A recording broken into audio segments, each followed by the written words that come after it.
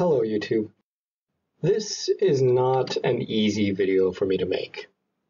The recent situation with the skeptic feminist has brought to mind my own experiences with grief, and it's made me realize that the things I've learned from my experiences and the research I've done on the topic might be helpful to people who haven't had the same experience.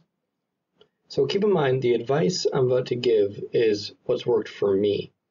And so some of it, or maybe all of it, may not apply to you. So to begin, when you're experiencing grief, it affects you mentally, emotionally, and even physically. And the key is you may not be consciously aware of how it's affecting you. You may think you're fine, but maybe your muscles are unusually tense, or your blood pressure is high, or maybe you don't notice that you're experiencing more emotional highs and lows than you're used to, or maybe less overall emotion than you're used to. Or maybe you find yourself making decisions you don't quite understand until much later. So because you may not be consciously aware of these things, it's that much more important to be on the lookout for them and to rely on the people that you trust to watch out for them for you. And this brings me to my next suggestion. Grief is a time when family matters most, and I don't just mean blood relations. When you're grieving, seek out the people you love and trust, and let them lend you their emotional support. For some of you, your instinct might be to actually stay away from people because you don't want to be asking for help from them. You want to put everything on yourself. But it's okay to look for support from the people you love at times like these. But some people may shy away from you when you're grieving because they don't know what to do. So you may have to be open about exactly what you need from them. Maybe it's a shoulder to cry on. Maybe it's help with distracting you from your grief. And that, I think, is the key. The mistake I think a lot of people make is they let their grief consume them 24 hours a day, 7 days a week. I don't think that's the best way to deal with it. That's because grief tends to max out our abilities to handle emotion and stress, and once they're maxed out, we crumble. That's what happens at funerals when people break down crying uncontrollably. So when you're feeling emotionally weak or worn out, take that as a sign that you need to distract yourself. For me, what worked was old movies and TV shows, playing video games, and playing board games with friends. You might not get the same amount of pleasure as you used to from these activities. Heck, you might get none. But pleasure is not the key factor here.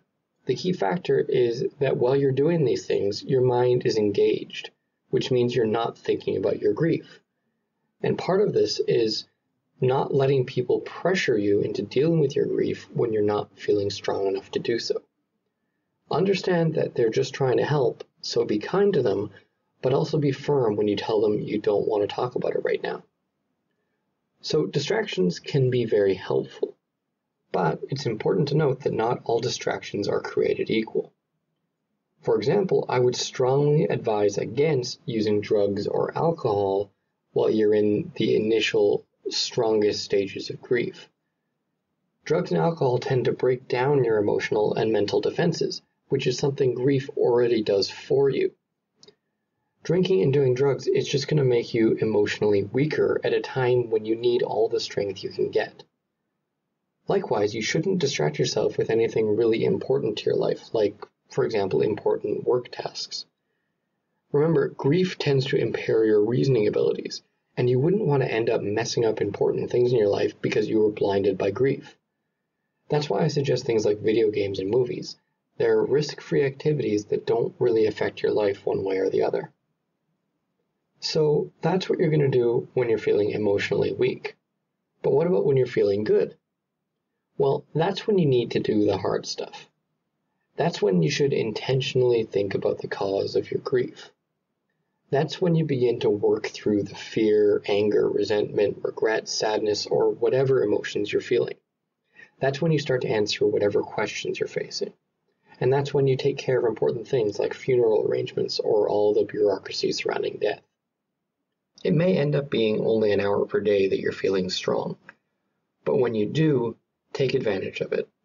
And once you've exhausted your emotional resources, you can go back to distracting yourself. And that's the core of my advice. It's two sides of a coin. You need to do both to properly manage your grief. If you try to deal with it all day, every day, you'll just wear yourself out.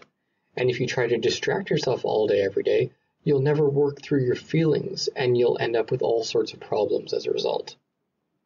As for how to actually work through your feelings, that greatly depends on you and how you think. One thing that can help, though, is to have an expert help you through the process. I would recommend anyone having trouble working through their grief, and really anyone who is facing serious loss, to speak with a therapist if you can afford to do so. Just keep in mind that not every therapist is for everyone, and just because you don't develop a good relationship with one therapist, it doesn't mean therapy isn't for you. I think everyone can benefit from therapy from time to time if they can find the right therapist. The one other thing I'll suggest is that if you can afford it, the grieving period is actually a very good time to take a vacation. Specifically, I'd suggest a vacation where you go explore a new place, not a vacation where you go sit on a beach and give your mind lots of time to wander to dark places. A vacation where you go explore new things is a really good way to occupy your mind, and being physically in a different city or country can help because there will be fewer things to draw your attention to your loss. Anyways, that's my advice for managing your grief. It's not an easy process or a quick one, and if my experience is typical, you're never going to fully get over a serious loss. But if you learn when and when not to deal with those feelings, it will prevent your loss from becoming a defining negative factor in your life. It's my genuine hope that this video helps one of you at some time in the future. So it's with love in my heart that I say, I'm positive improvement, and I wish you all the best.